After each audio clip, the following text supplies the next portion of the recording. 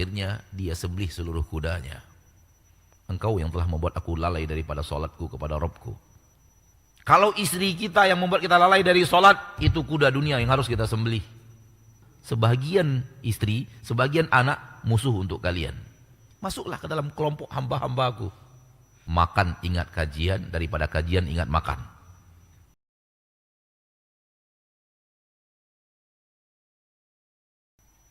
Nabi Sulaiman begitu cintanya dan sukanya terhadap kuda, sehingga membuat parade kuda.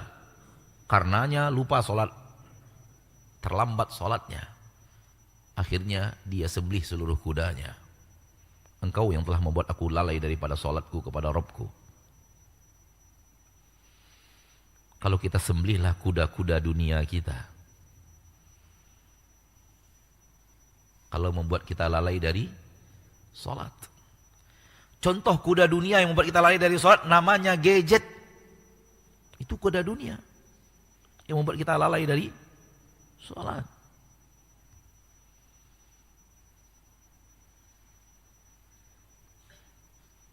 Dan kuda-kuda dunia lainnya.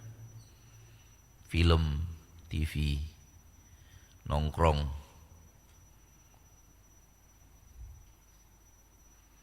Membuat kita lalai dari sholat.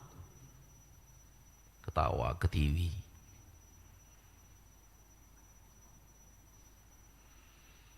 Kalau istri kita yang membuat kita lalai dari sholat, itu kuda dunia yang harus kita sembelih. Tapi jangan disembelih dengan cara dibunuh. Kalau anak kita yang menjadikan kita lalai sholat, itu adalah kuda dunia yang harus kita pandai berlepas diri darinya. Allah berfirman, Inna min azwajikum wa auladikum aduwan lakum. Sebagian istri, sebagian anak, musuh untuk kalian. Kalau tak pandai kita menyembelihnya dengan sembelihan yang diinginkan Allah, dengan cara yang diinginkan Allah, sembelihan maksudnya jangan sampai mereka membuat kita lalai dari Allah.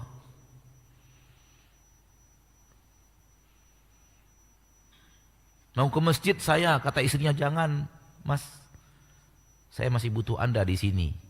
Sembelih dia dan mengatakan, tidak, Robku memanggilku, engkau siapa? Begitu cara menyembelihnya. Jangan ambil pisau.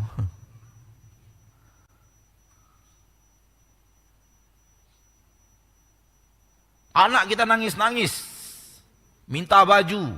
Enggak, saya enggak kasih baju ini padamu. Baju ini membuka auratmu. Takkan saya belikan kepadamu baju yang membuat auratmu terbuka. Begitu cara menyembelih anak.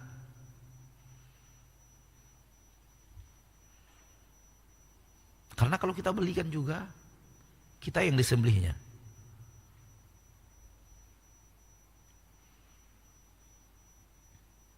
Inilah hamba Muhammad bin Abdullah sallallahu alaihi wasallam dan saudara-saudaranya para nabi dan para rasul diakui Allah sebagai hamba. Kita ngaku hamba Allah, entah diakui entah tidak, enggak tahu. Berinfak hamba Allah. Kalau infaknya 5.000. Kalau 5 miliar sebut nama. Hampir enggak ada orang infak 5 miliar, hamba Allah aja, nama saya jangan disebut. Hampir enggak ada, Pak. Kalau sudah 5 miliar, cantum nama. Tapi kalau 5.000, hamba Allah. Jadi kalau hamba Allah 5.000, kalau pas 5 miliar, hamba siapa? Kita ngaku-ngaku hamba, namun belum diakui. Termasuk saya, belum diakui Allah. Nanti keputusannya di akhirat, diakui apa tidak.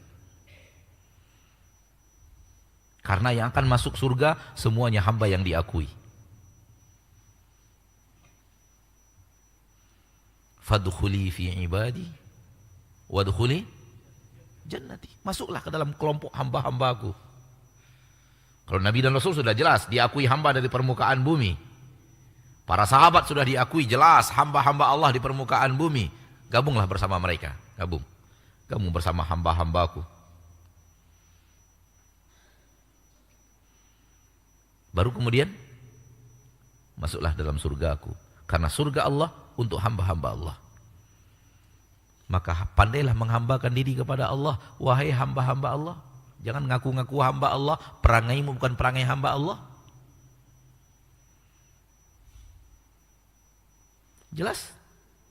Jangan tergoda dengan ungkapan kata, saya hamba Allah loh. Kalau engkau tidak berhamba, pandai menghambakan diri kepada Rabbmu, belum tentu engkau diakui sebagai hamba Allah. Boleh jadi Allah akui hamba syaitan, hamba nafsu, hamba harta, hamba dinar, hamba dirham. Ta'isa abdud dinar, ta'isa abdud dirham. Celaka hamba dinar, celaka hamba dirham, hamba dinar, hamba dirham. Hati-hati.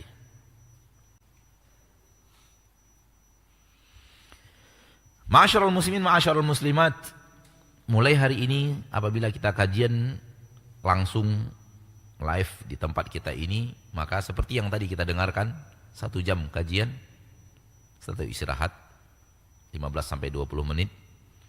Karena kemarin saya panjangkan, tiba-tiba ada yang ngeluh, lapar Ustaz. Cuman 2 jam lebih aja ngeluh lapar. Makhluk.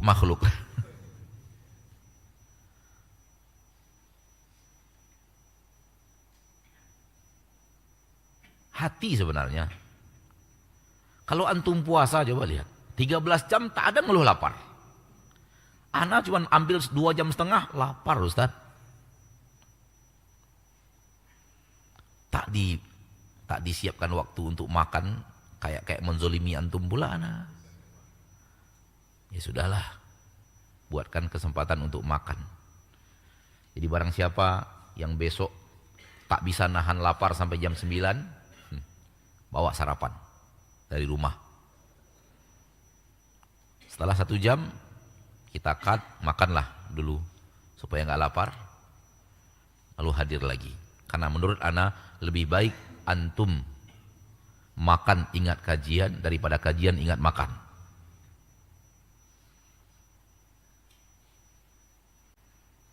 Panitia juga menyiapkan kopi, teh, ada Pak ya? Insyaallah kopi, teh dan sedikit cemilan yang tidak bisa nganjal lapar antum. Tapi cukuplah untuk sarapan pagi bagi orang-orang yang.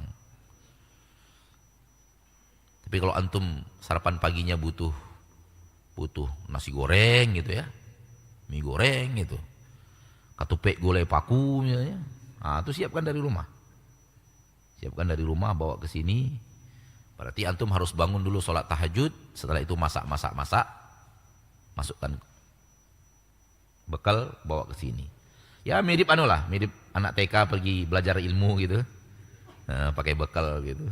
Nah, mudah-mudahan kita TK-kan diri kita lagi kepada Allah. Apa salahnya?